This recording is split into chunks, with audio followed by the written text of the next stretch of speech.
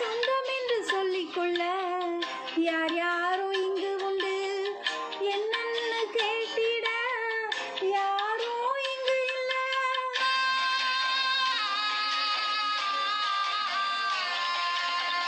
சொந்தம் என்று சொல்லிக்கொள்ள யார் யாரோ இங்கு உண்டு, என்னன்னு கேட்டிட யாரோ இங்கு இல்ல. இப்படி சொல்வேன் என்னையும் தேடி நீர் வந்ததை, தோளின் மீது சுமந்து கொண்டு நடத்தி வருவதை. எப்படி சொல்வேன்